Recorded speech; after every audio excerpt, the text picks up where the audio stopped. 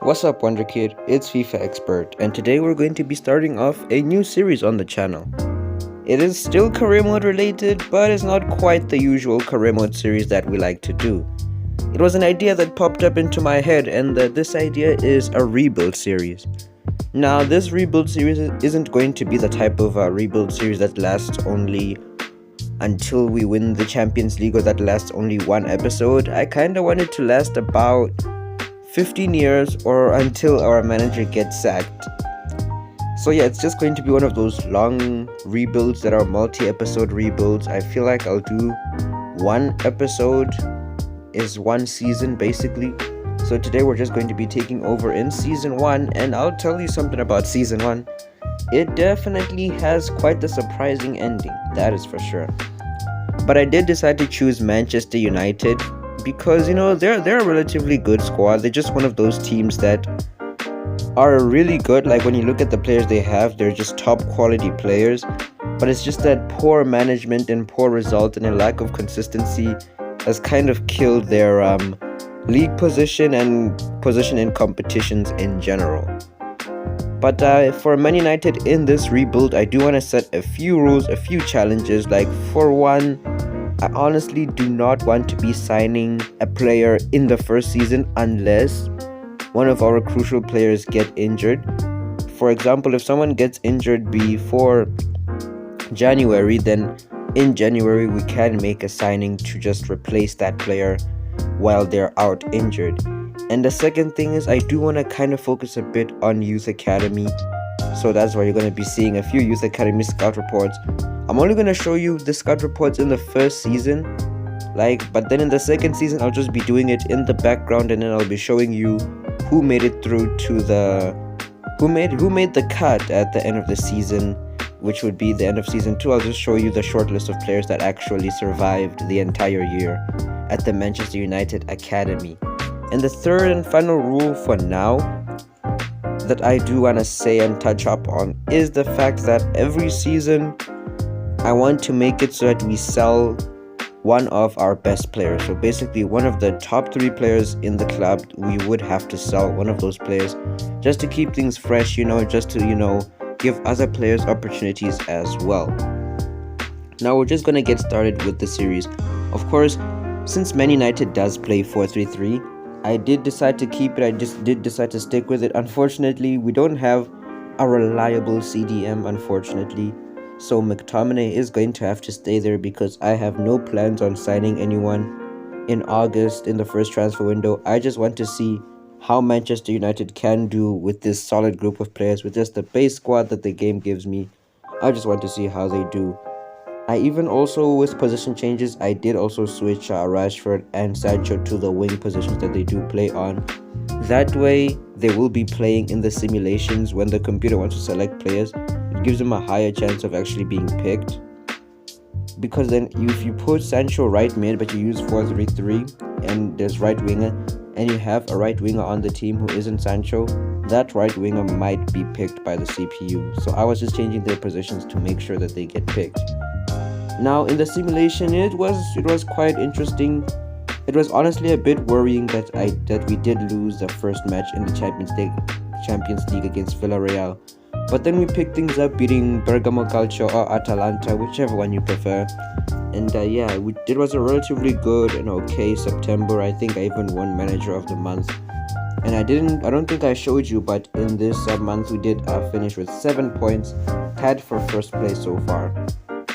And you can see in the background I'm doing more youth academy work. I honestly think for the first season I had to choose the countries myself for the youth academy, but if you guys have suggestions for the youth academy in the second season and second episode, please feel free to comment them down below.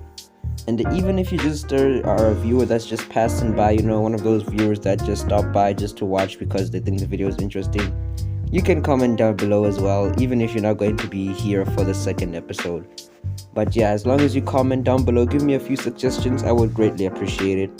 We did simulate October. It was a bit of another one of those bit suspect months, losing a few games here and losing in the Champions League again. which did worry me a bit because now we have played 3 Champions League games and we've lost 2 and only won 1 of them. Now again in October 1st is the day that the Youth Academy scout reports do come back. No youth player that really stands out. I mean, at this point you just sign the best player you can see in the scout report. But yeah, so far from South Africa, no real standout has come out of the Youth Academy in October at least. In England though, it's kind of the same thing. No one really stands out amongst the crowd. No one is really showing me that they're a certified wonder kid, that they're a guaranteed wonder kid. But yeah, after that we simulate November. We actually do beat Man City in the Manchester derby, and we do win in the Champions League. That does relax me a little bit, but we do lose again against Villarreal. But yeah, Villarreal was the only loss in that month, which makes it a really solid November. In December, nothing really interesting happened much in the Youth Academy, so I just decided to sim ahead as well. And again, so far it's a good month. We're undefeated so far. We do win in the Champions League, and I feel like that win is very crucial. I'm not sure if we do make it through. I guess we're gonna have to see in February if we actually did make it through in the Champions League. But yeah, our month does end a bit sour by losing to Burnley. Now, of course, I did sell Harry Maguire in the background, so I decided to sign Rudiger as a replacement. And David De Gea also got injured in the background, so I signed Mike Maignan. Now, like I said, guys, I wasn't only going to make signings if I had to, so that the results wouldn't get affected. Of course, I sold Harry Maguire because I honestly feel like gameplay-wise, if we make it to a Champions League final, gameplay wise I don't think I would enjoy using him, so I just decided to sign Rudiger and sign Maignan because De Gea is the only he's a good keeper. Of course we've got Dean Henderson, but Dean Henderson isn't like an 87 overall, so that's why I signed Mike Maignan. Now the surprising thing that happened during this simulation was that we actually beat Real Madrid in the round of 16, and then I honestly thought we were gonna go out. Same with Liverpool, but somehow we make it through. And it doesn't get any easier after that. After that, we faced Bayern Munich. Honestly, against Bayern Munich, I don't know how, but we ended up making it through against Bayern Munich as well, and we had PSG in the final. Now, this was an opportunity to get probably a treble, but unfortunately, we do lose in the final of the FA Cup, which I probably should have played, but I'll definitely be making sure that I play the finals in the next episode if ever we make it to like a FA Cup final. But yeah, surprisingly in season 1 the Man United team with only 2 changes, being Rudiger and Mike Maignan, has actually made it into a Champions League final. And of course it's season 1 as well, so PSG is going to be a tough team as well. Of course this isn't going to be like Project London or the player career mode series, so I'm not going to be wasting any time. I'm just going to be showing you guys the goals. And now one thing I do definitely say about this game is, although there were a lot of storylines heading into it, the Messi versus Ronaldo, rivalry, both of them facing each other in a Champions League final, both of them trying to perform at their best. Ronaldo, of course, he was definitely on fire so far, getting 2 goal involvements, assisting Marcus Rashford, and scoring a goal himself. And yeah, another one is just basically a money rivalry, PSG spending all that money, Manchester United not spending that much really. At most they spend 150 million in this window, which is probably a lot. Yeah, it's probably a lot, yeah. But yeah, just a core group of Man United players were able to make it to a Champions League final.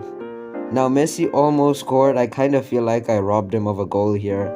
I don't know, should I have put Rudiger on the line? I mean, it stops us from conceding, which is always a good thing, but at the same time, as a Messi fan, I feel like, I kind of feel bad for not letting Messi score that goal. And this in the 75th minute, we really did seal the deal with the Jadon Sancho goal. And again, Ronaldo was the one to assist. And I mean, like, if the game wasn't put away, it was put away now. Ronaldo just puts the exclamation mark on this one. Probably his final Champions League, at least in this series, because in season 2 he might see himself not go out the door in Man United unless we get a good offer for him, but maybe just He might see himself just fall into bench, just being a reserve player who will retire at United. He's just not gonna get used that much because we are definitely gonna consider looking for a younger striker to sign. So yeah, you guys can suggest any young strikers to sign. Of course, I don't think if you guys suggest Haaland or Mbappe, I don't think it will be possible because of their price ranges, but you can still suggest them. I'll see what I can do if you guys really want me to sign one of those guys. But another player that I did try to sign in January, and unfortunately that one did fail, just like any other Manchester United transfer, is Jonathan David. But yeah, season 1 ends off in a really good note.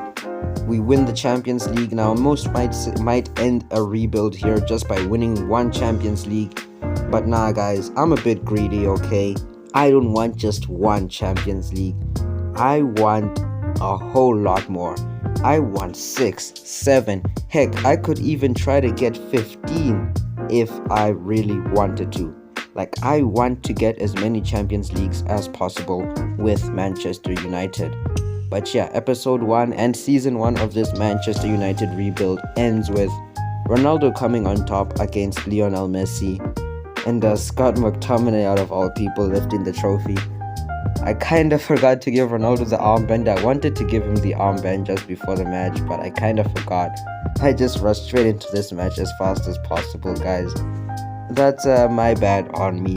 But definitely, if we make it into another final, I'll definitely give Ronaldo the armband. But yeah, this is where we are going to be ending episode 1 of this Manchester United rebuild. The series is expected to last about 15 episodes, or which is the limit of career mode, which is 15 seasons, or it is expected to last until we actually get sacked.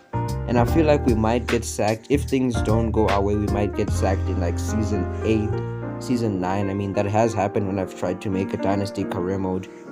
Not for YouTube, just for personal enjoyment. I did end up getting sacked in like the 8th or 9th season. But yeah, I really won't talk about it too much. I hope you guys did enjoy the video. I'm just gonna show you the stats here and let the music play out. But yeah, don't forget to like and subscribe. Remember, you don't have to subscribe if you don't want to. I honestly don't mind. I just prefer, if you're not gonna subscribe, just watch one more video of mine, and let's see if you'll change your mind. And if you don't, just watch another one. But yeah, it's been fun, guys. I will see you later, Wonder Kids, and stay. What could I say? Just keep playing FIFA for fun, I guess. Yeah, that'll work.